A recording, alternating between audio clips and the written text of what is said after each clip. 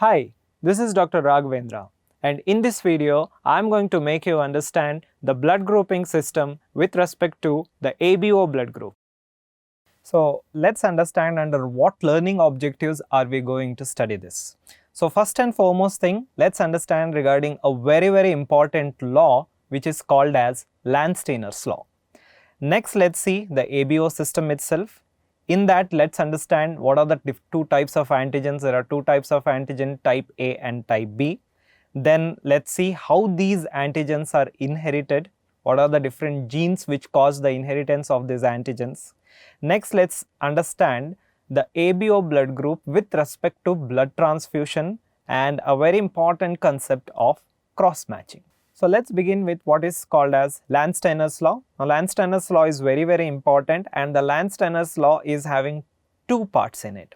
What does the first part say? The first part says that if an agglutinogen is present on the red blood cell membrane of an individual, then the corresponding agglutinin must be absent in the plasma.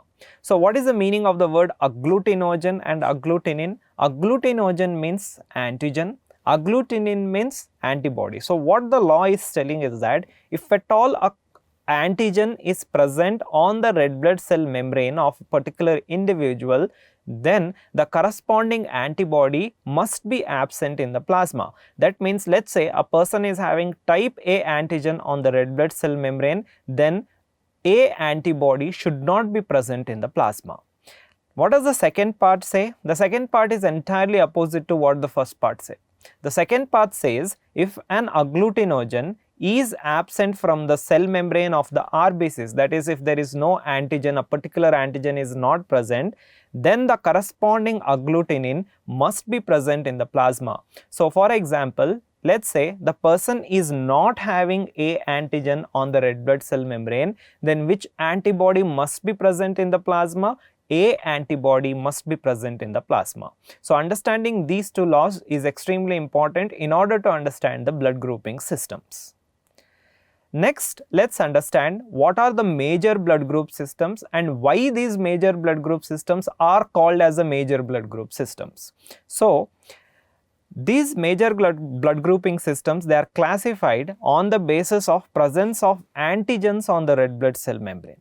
Okay. What are these group of red blood cell antigens which are showing similar chemical, genetic and reactivity properties? They form what is called a blood group system. So there are so many antigens which are present on the red blood cell membrane, but there are few antigens which are grouped as one single system. Now why do you think they are grouped as one single system? Because these group of red blood cell antigens, they show similar chemical structure. They are also similar genetically, and their reactive properties also are same. That is why these are all grouped as one blood group system. So there are how many such blood group systems that we know? There are more than 30 known blood group systems, and there are about 400 antigens which are present on the red blood cell membrane. Okay, but the point to remember here is that majority of these antigens, they are very weak antigens. That means they don't have the ability to react with an antibody. The ability of an antigen to react with an antibody is what is called as antigenicity.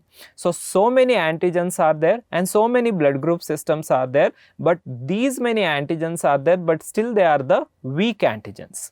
So there are two particular system of antigens which are important. Why these are important is because these two particular system of antigens, they are highly antigenic. Okay.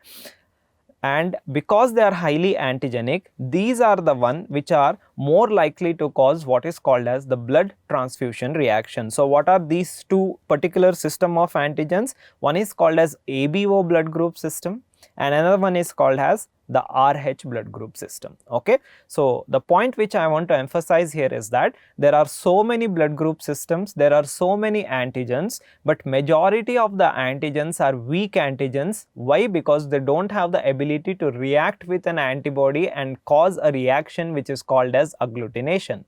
So out of so many antigens and the systems, there are two group of systems which have the ability, which are highly antigenic and which have the ability to react with their corresponding antibody. What are these? One is called as the ABO system, another one is called as the RH system. So, let us understand more in detail regarding the A and B antigens and also how they are inherited. So, there are two types of antigens which are present on the red blood cell membrane as far as the ABO blood grouping system is concerned, that is type A and type B antigens. They are not just present on the red blood cell membrane, remember that they are also present in other tissues. They are present in tissues like pancreas, they can be also present in kidney, so they are also present in the salivary gland. So, that means the salivary secretion, the pancreatic secretion, even they are present in parts of the male reproductive system, and hence the semen. All these secretions also contain the antigens. These antigens, as I had already explained while telling you the Landsteiner's law, they are also called as agglutinogens. So, if I am using the word antigen or if I use the word agglutinogens, both are same. Fine. So, antigens A and B, they are chemically oligosaccharides, but there is a slight difference in A and B. What is the difference? The difference is at the level of the terminal sugars. So, in case of type A antigen, the terminal sugar is N-acetyl galactosamine, okay, whereas in case of type B antigen, the terminal sugar is galactose, okay. So, there is a slight difference in the chemical structure of type A and type B antigens, okay. The genes for these antigens, so these antigens require a genes to be produced, they are located on chromosome number 9, and these antigens are present since the fetal life, since the time the child is born, even prior to that during the embryonic life also these are present.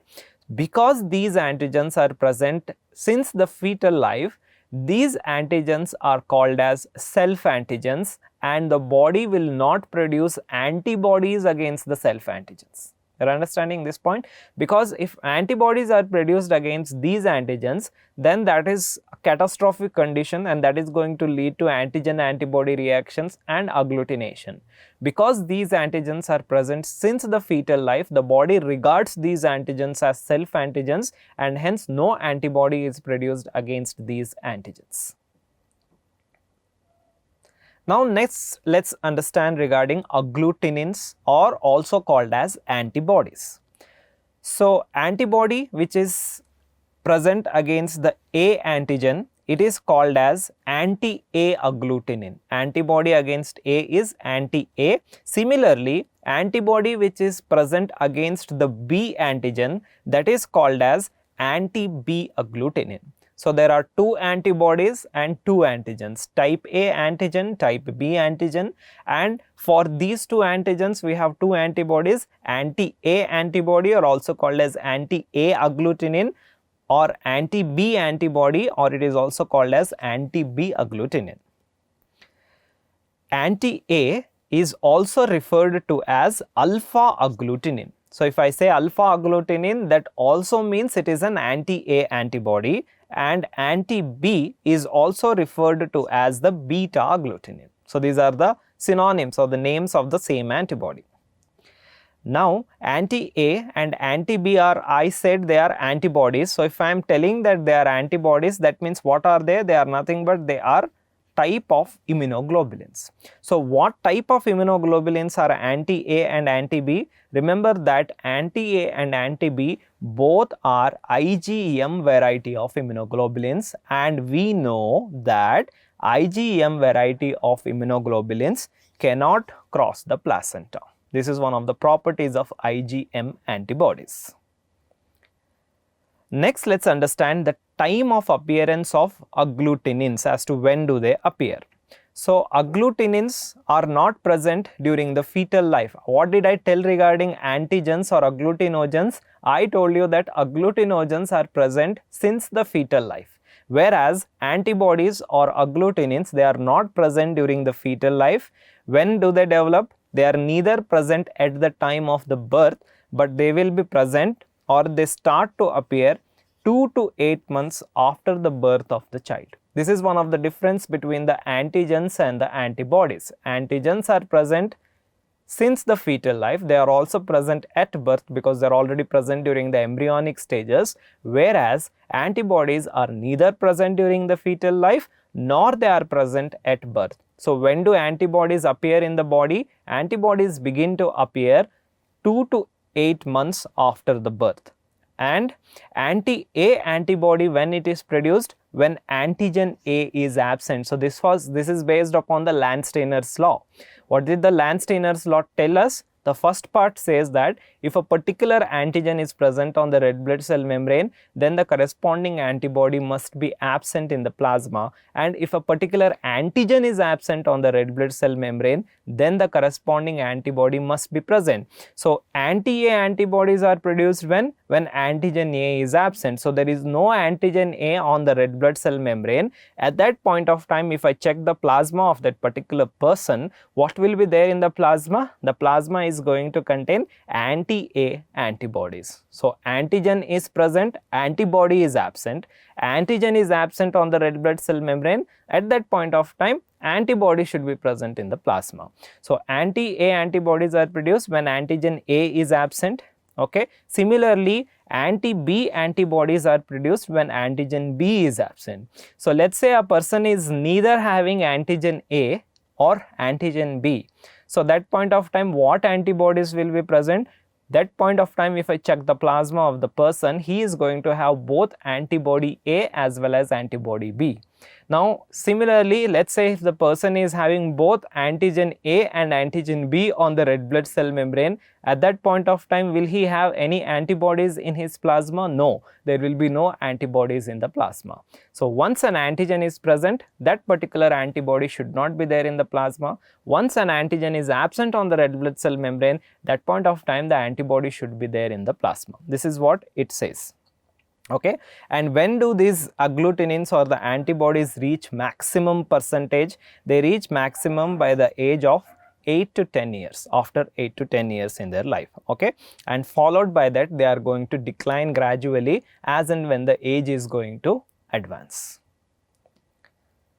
Next, let us understand, based on the presence or absence of the antigens and also based on the presence or absence of the antibodies, how many types of blood groups are there?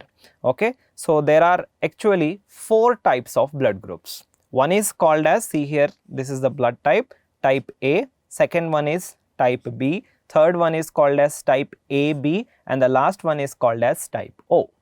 So, if I say the person's blood group is A, that means which antigen is present on the red blood cell membrane? On the red blood cell membrane, the person is having antigen A. Okay. And which antibodies are present in the plasma? He is going to have anti-B antibodies in the plasma. Because A antigen is present, that is why the person is not going to have A antibodies in the plasma. Because he is not having B antigen, that is why he is going to get anti-B antibodies in the plasma. So, if a person is having A blood group, that means he is having A antigen on the red blood cell membrane and he is having anti-B antibodies in the plasma. Now, if the person is having B blood group, that means which antigen is present? He is getting antigen B on his RBCs, and which antibody is present in the plasma? Anti-A antibody is present in the plasma. Now, let us say the person's blood group is AB. That point of time, which antigens should be present on the red blood cell membrane? The red blood cell membrane should have both antigen A as well as antigen B. Now, the point is that what antibody should be present in his plasma? Here, because he is having both antigen A and B on the red blood cell membrane, he is not going to have any antibodies in the plasma. Now, the last blood group is type O blood group. In the type O blood group, what antigens are present on the red blood cell membrane? The red blood cell membrane neither is having A antigen nor it is having B antigen. Okay. That means which antibodies should be present in the plasma? The plasma should contain both anti-A and anti-B antibodies. So, depending upon the presence or absence of antigens there is going to be presence or absence of the antibodies in the plasma, and depending on this we are having 4 blood groups, the type A, type B, AB and O blood group. Next, let's understand the inheritance of the antigens. So how these antigens are inherited? The blood groups are genetically inherited as Mendelian dominant, remember this thing, and there are 3 types of genes. What are these 3 types of genes? The 3 types of genes are also called as A, B and O, okay, and then 6 combinations out of these 3 genes is possible. So what are the 6 combinations that we get? And these combinations of the genes is what is called as a genotype. So what are they? One is called as OO, second one is called as OA, third is OB, next is AA, next is BB, and the last one is called as AB. So 6 combinations are possible out of 3 genes.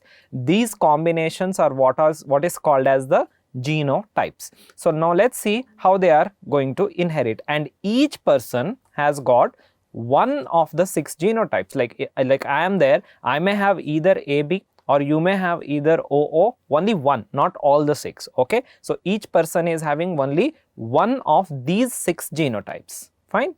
Let me just explain to you this with the help of an example. Here are the 2 parents, this is the father and this is the mother. The phenotype of the father is A, that means the blood group is A. The phenotype of the mother is B, that means her blood group is B. So what will be the genotype here? The genotype here is A0 and B0. It's not 0, it is actually AO and BO. Then these are the gametes, and this is how the offsprings can be formed. So what could be the 4 combinations which will result out of these 2 genotypes? So the genotype of the offspring can have 4 different combinations. One is the offspring can be having AB genotype. Second is the offspring can have AO genotype.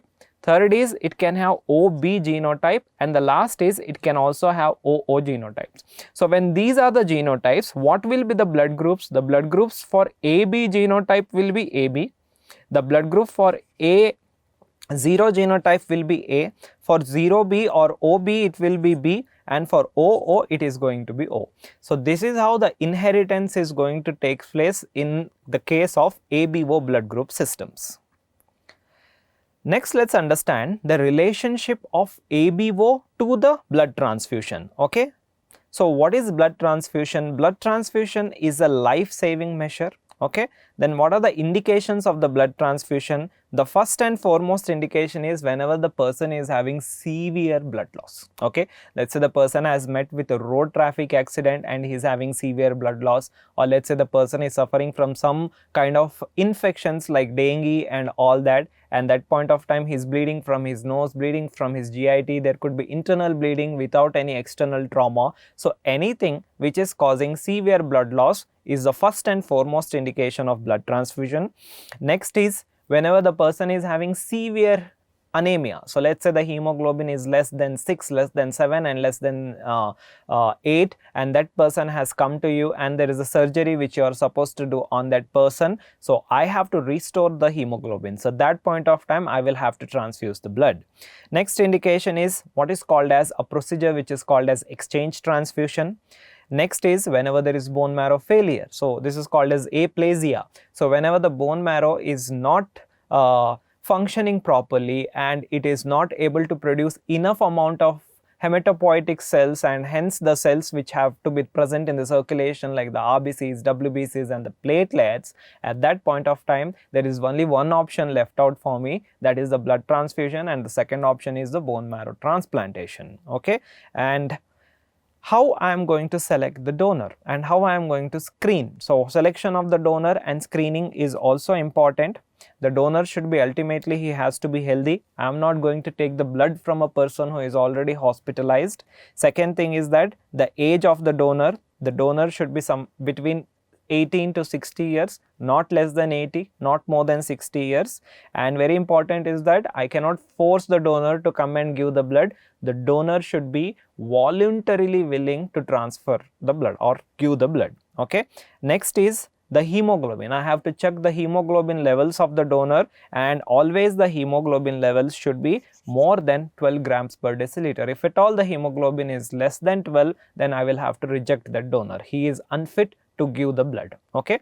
So then I will also have to exclude two classes of people. One is the pregnant ladies I will have to exclude. Second is I also have to exclude the lactating women, that is who are doing the breastfeeding. Okay. Then very important is whenever the person comes to you for donation of the blood, I will have to screen for these things. First, I have to screen for HIV, that is AIDS. Next, I have to screen for HBsAg, that is hepatitis. Next, I have to screen for syphilis and malaria. These four are must. Without screening for these four, I am never going to take the blood of the person and transfuse the blood. So, screening for these four diseases is very important. And at last, I have to type, that is I have to find out what is his blood group, whether he is A blood group, B blood group, AB or O. And not only that, I also have to do what is called as RH typing. So, when I do RH typing, I get the blood group as A positive or B positive or A negative or B negative. So, both ABO as well as RH typing has to be done, because I am going to give A positive blood to the person whose already blood group is A positive. I cannot transfer B positive to a positive person. So, if at all I am doing that, that is called as mismatched blood transfusion. So, ABO and RH typing is extremely important. Okay. And then I also have to advise to the donor to not donate the blood for minimum of next 3 months. Okay, because he has already donated now, he shouldn't be going for the donation for the next 3 months. So, these are the few of the things which we do when we are selecting the donor, okay, for the blood transfusion. Next, let's understand the concept of universal donor and universal recipient. So, what is the meaning of universal donor? Universal donor is a person who can donate the blood to anybody. That was the concept which we used to study previously. So, which blood group is a universal donor? O blood group is the universal donor. Now, why O blood group is universal donor?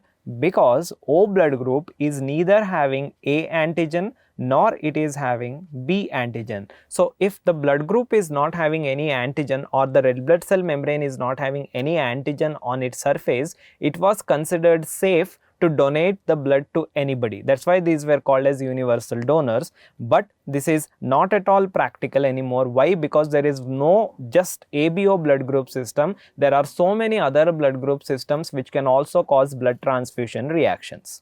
Okay. Next, we have the concept of what is called as universal recipient. Universal recipient means these blood group individuals, they can take the blood from anybody. That is what is called as universal recipient. So, which blood group people are called as universal recipient? Universal recipients are AB blood group people. Now, why they are called as universal recipients? Why is it that they can take the blood from anybody?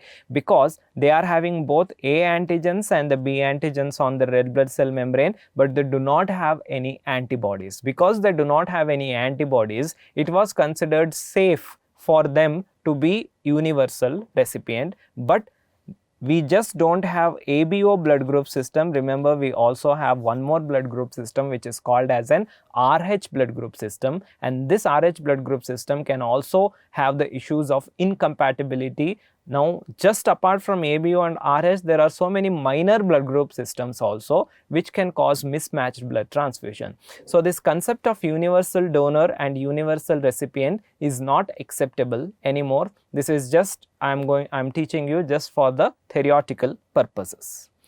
So, if at all there is a dire emergency and we are not getting the blood group or the blood with a particular blood group, only in cases of that I can give what is called as O negative blood group. Now, why I am giving O negative? Again, the reason is the same. O blood group is neither having A antigen, it is not having B antigen. So, when I say negative, it is also not having the RH antigen. That is why I am giving O negative blood group.